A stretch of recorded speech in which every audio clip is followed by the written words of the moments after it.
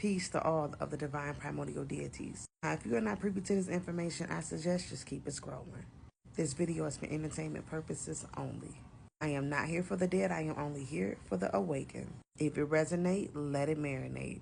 If it don't apply, let it fly. Now let's get deep.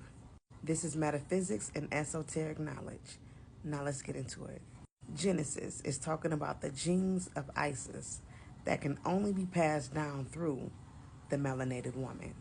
Genesis took place in the pleroma, what the Bible calls heaven. Follow me. Planet 9 is Planet X, Sirius X, that is Xylanthia, the mother planet. After the fall, we fell to a lesser, denser version of Xylanthia, Mother Earth, which is the matrix, which means ma, and in Latin, matrix means mother, which is the womb.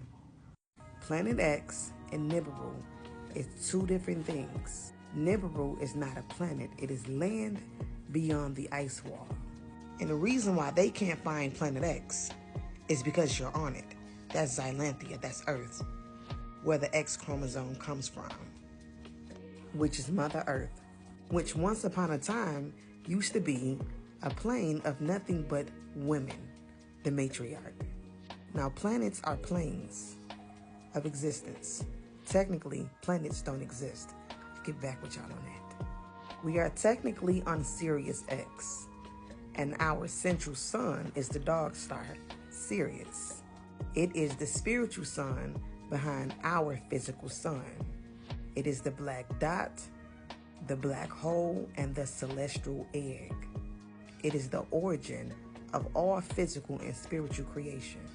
The Garden of Eden is Xylanthia, and it is all around you. Heaven is everywhere. It is a realm that is in this dimension, and we are separated by frequency, energy, and vibration. The Garden of Eden is Xylanthia, and in this garden, it was nothing but women, no man. We had both the divine feminine and the masculine. We were considered one. It was after the fall, we gave birth to duality, and that is how we was able to create y'all outside of ourselves. The matrix was created by the matriarch. That's why everything here is feminine. Now, before I get ahead of myself, let me backtrack.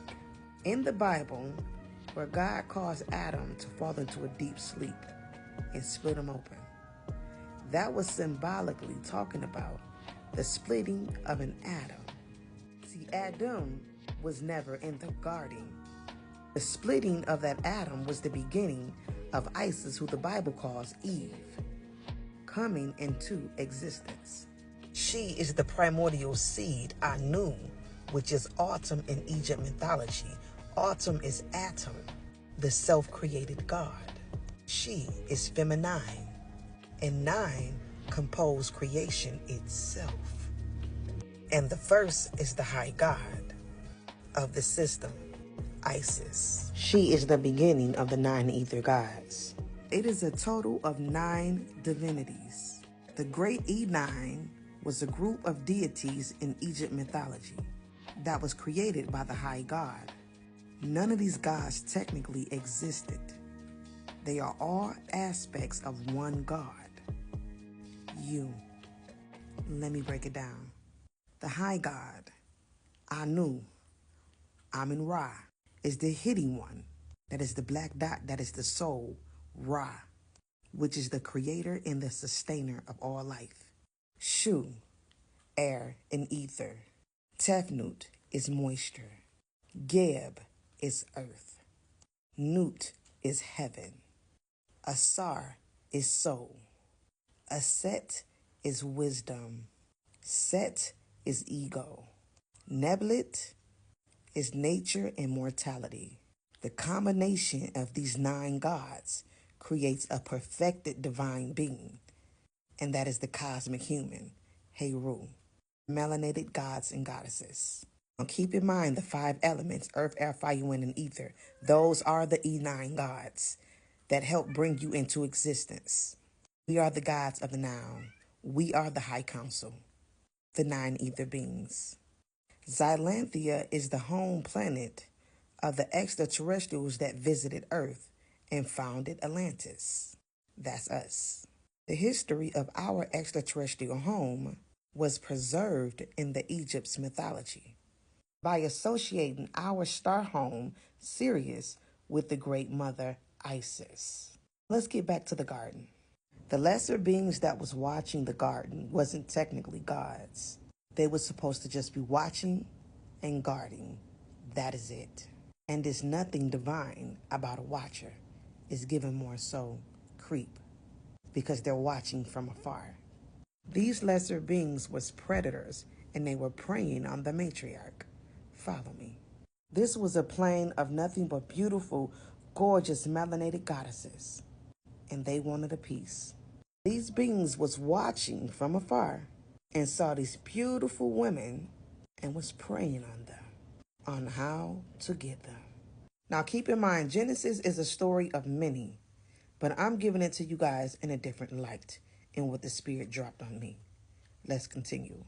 The serpent that beguiled Eve, let's talk about it. We are serpent beings, and there's disagreeables and there are agreeables. We all can shapeshift. We just lost the knowledge of it. Now let's continue. The serpent that beguiled Eve was a lesser being, your Anunnaki. The serpent that came to Eve beguiled her. And beguiled in Hebrew means to seduce. And the exchanging of the apple was the exchange of sex. We're talking alchemy here, the exchanging of energy between a high vibrational being and a low vibrational being.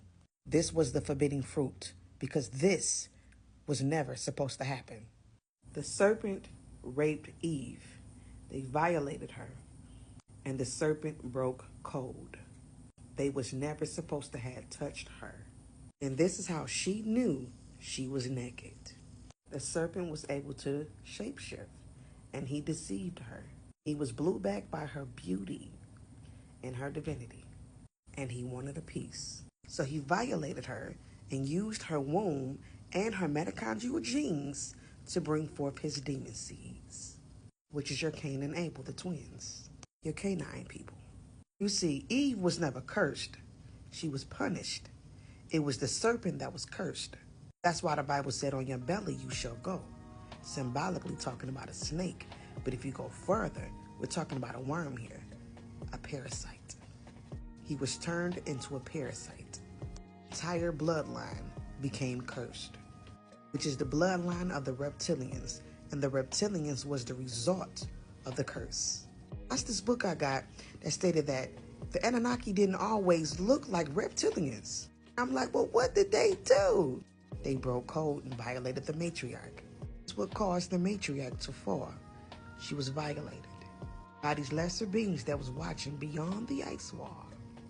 And your canine people are hybrids, but they are a bloodline that is cursed. We don't supposed to mix with them. This is the war that we have been fighting since the beginning of time, and that has been between angels and demons. Let's continue. Now keep in mind, in the beginning, the masculine and the feminine were one. It was after the fall when we were able to create the masculine outside of ourselves, because duality came into existence. We created you to protect us. This is why many men are going through a lot these days, because they are not doing what they were created to do, and that is to protect the matriarch.